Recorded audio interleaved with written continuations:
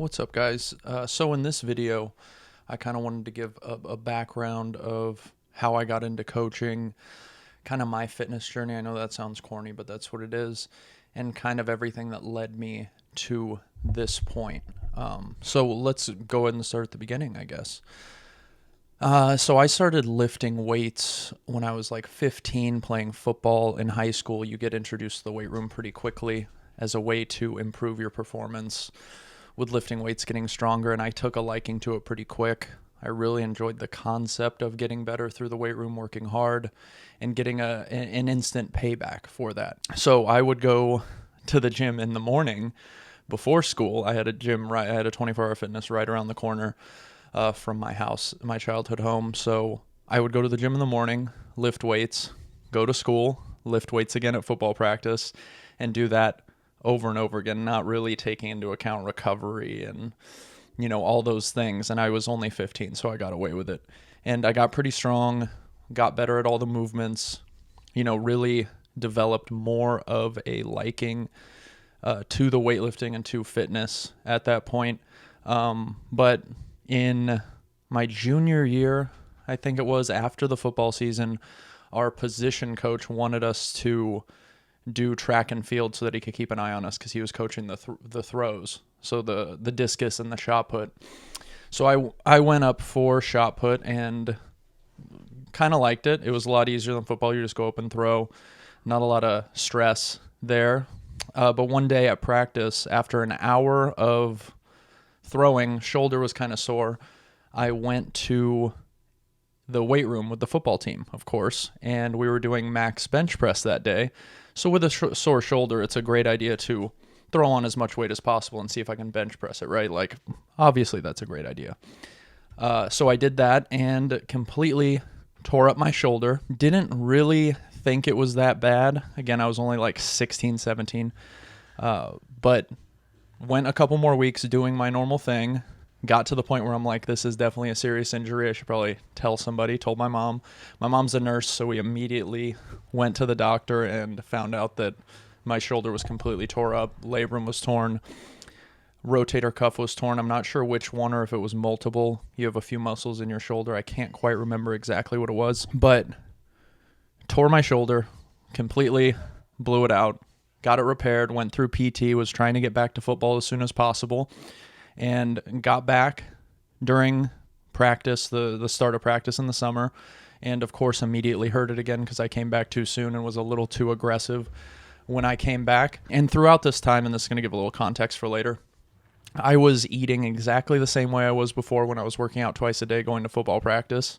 So I started to gain weight. That was no problem after the first surgery, because I was a little bit bigger for football. I was pretty stoked about it.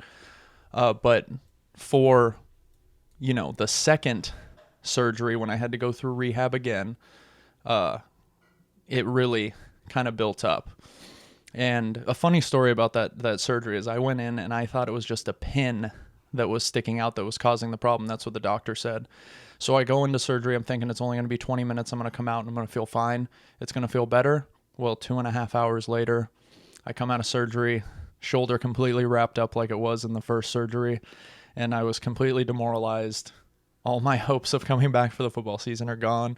And so got back to PT, or physical therapy. This time it took like a year to really get back to full strength. And by the time I graduated, I was like 280, 290 pounds just from the inactivity, eating whatever I wanted, just being generally unhealthy without any, activity or fitness or sport to kind of offset it at all. So I knew I needed to get back into something. I thought I'd utilize all the weight I had gained and try powerlifting, which is a super great idea. I tore my shoulder lifting heavy weight, bench pressing heavy weight. Why not do the sport of bench pressing heavy weight? And that didn't last very long. I was like, the bench press isn't going anywhere. Deadlift and squat I was doing pretty well in, but the bench press was completely capped out because my shoulder just couldn't take it. And of course, right, but I was only like 18, 19, 20, didn't know any better. But at the time, my girlfriend was doing CrossFit. So I went to one of her CrossFit competitions and I'm like, this is something I can do, right? Again, not thinking about the demand it it has on the shoulders, but still not as bad as bench pressing maximum weight, which is how I hurt my shoulder in the first place. So I got into CrossFit, really took a liking to that because it kind of gave me that same sense of competition that football did, and the idea that I could get a lot better at something because I wasn't very good. I was overweight. I was out of shape. So seeing the quick progress again was super cool, and I got really into that, started doing the twice a day training again, and lost all the weight, but my body was feeling not good. I was super stressed all the time trying to keep up with the scores that I wanted to hit, the weights that I wanted to hit. So there was this stress that came with trying to do competitive CrossFit or functional fitness. During this time as well, I started to coach because I got really into it. So I started to coach classes at the gym I was at. Got a ton of experience just learning what people struggle with, people's movement patterns, fixing different things in their movement patterns. So it was a really good experience overall. And at the time I was going to Cal State Fullerton, so I started taking kinesiology classes and really got used to the idea of maybe doing this as a job, which was cool, right? Because I got to do the thing that I love, which is work out, help other people do that, which is even cooler. And so that's how I got started coaching. And it was a good experience being in group classes because you get exposed to a ton of different people, a ton of different backgrounds, athletic backgrounds, ton of different injuries, different struggles they have in their personal life. It kind of compresses the learning curve because you're seeing, 5 to 10 people in every class multiple times a day. So it gave me a good scope of what people need in order to continue their fitness journey and continue to progress. So that was great. But again, doing CrossFit that much does take a toll on you. It does wear the body out. I was getting burnt out. By the time 2019 came around, I was kind of coming to the end of that. And I took a month trip to New Zealand where I couldn't really work out. We'd be going all over the country. So I hated that because I was so used to working out 3 to 4 hours a day, 6 days a week, and just killing myself. But I went, begrudgingly didn't work out, and my body started to feel much better from not working out, obviously, especially not doing the 3 to 4 hour days that I was doing. And I thought, there's no way I can go back to what I was doing before if I feel this good from not training for a week. So when I got back, of course, 2019 leads into 2020. So going to the gym wasn't an option anyway, for a while at least. So kind of got used to not doing CrossFit, working out 3 to 4 times a week. I got some weights in the garage. It's fine. That was still a hard time. I still hated not being able to go to the gym, but kind of shifted my focus to feeling better as opposed to performing better and having that performance anxiety of always trying to hit a time, always trying to hit some rounds or reps, always trying to hit a specific weight. And the other thing that CrossFit kind of did is got my diet in order. Like I knew what was good and bad to eat and what was advantageous and not advantageous in terms of nutrient density and things like that. So learned a lot from CrossFit, but also learned that it's not sustainable for the long term. Right? Not in the way that I was doing it anyway. Around this time too, the guy that owned the gym that I was working at, Nathan, he created a company that was basically tackling all these problems that I had with CrossFit where I was kind of pushing myself too much, doing movements I probably shouldn't have done too early. So I started working with that company and kind of helping, create a better culture inside of functional fitness in general. So that has also given me a lot of experience in helping people and meeting them where they're at and not trying to get them to jump to 100% right away in the gym, right? Because that's not feasible at all. So then I come off of coaching CrossFit. The gym ends up closing because he starts to focus more on that business that I'm working for now.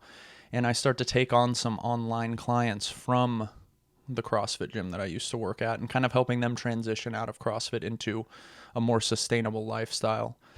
So working out 3 to 4 times a week at the gym, not doing snatches, bar muscle ups, all these really advanced movements that are cool and they do have a place, but they're not for 99% of the population, right? People don't need to be doing that. So getting into a more sustainable rhythm with their workouts, more sustainable diet, not trying to stick super hard to paleo or any of these stricter diets that are sometimes pushed in these gyms. And there's nothing wrong with those if you can hold on to it and stick to it, perfectly fine. But for a lot of people, it's hard to be that restrictive with their diet. So kind of finding these things that people are running into again that can be mitigated through proper coaching and a good plan. And so since then, I've kind of settled into a more sustainable routine. I definitely ran into a few snags, hurt my back a couple times because, again, that ego, looking for a certain number on the bar for a back squat or deadlift or whatever lift it is, and end up pushing it a little too far and realizing my body can't just do that all the time. Also, getting rid of that super high intensity work every day that was stressing me out and going for longer walks, more sustainable cardio on the bike. If you watch my Instagram stories, you'll see I'm on the spin bike all the time. It's a much easier, low impact form of exercise that still gets that cardiovascular response that you're looking for. So all these little things pieced together over years of training and coaching, it kind of helped me settle into a more sustainable plan for myself, something that I don't feel stressed out about doing, that kind of adds value to my life as opposed to adding stress. And then I've kind of translated that to my current online clients. And there's a couple that I've had since I stopped coaching that have kind of helped me along the way in terms of me trying things out on them, and then it works or doesn't work, and we kind of go back to the drawing board if it doesn't work. And then coming off of CrossFit as well, I was in the best shape I had been in. I had the best physique I ever had, but again, I wasn't feeling very good. So just understanding that like maybe that physique that I wanted isn't the one that's going to serve me the best. So kind of being a little more forgiving with myself in that I don't need to be ripped, ready for to try to go to the CrossFit Games or anything at all times, because usually that leads you to not feeling too great, even though you look great. And this is, if you look into like bodybuilding and stuff like that, you'll see those guys that when they look their best, they're on stage, they probably feel their worst, right? And that's a lot of the cases. Like if you want to be ripped all the time, it's not very sustainable. And, as great as it looks, you'd rather feel better than look better. And I kind of got to that point. I'm still trying to look as good as I can, obviously. And there's still some room for improvement for sure, as there is with everybody. But I'm not so hyper focused on it that it's bothering me and I'm stressed out about it. I do get stressed out about it at times because I am in the world of fitness. That's my job. So I'm like thinking I need to portray this certain image of how you're supposed to look. But I think, the healthier feeling good image is probably a better image anyway. So yeah, that's where I'm at now. I work out 3 to 4 times a week, sometimes 5 if I'm feeling antsy, but usually on that 5th day, it's super light, low impact stuff, not stressing my body out too much. Diet is consistent. If you watch my Instagram reels, there's a lot of what I eat in there, and it's pretty simple, and it's pretty much the same stuff almost every day.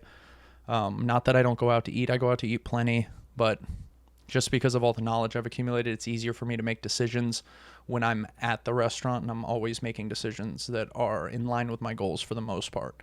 Unless sometimes I'll go off the rails every once in a while, but we all do. It's totally fine. It's not something to beat yourself up about. But anyway, it's just a much more sustainable, consistent lifestyle that I can see myself doing indefinitely. And that's what I would like to teach all my clients to do as well.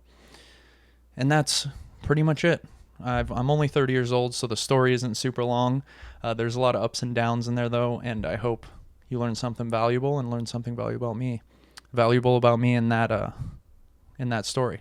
So thanks for watching, and make sure you drop me a follow here and on Instagram to learn more about the sustainable lifestyle I'm living and teaching my clients, and learn a little bit more about me in the process too. So thanks.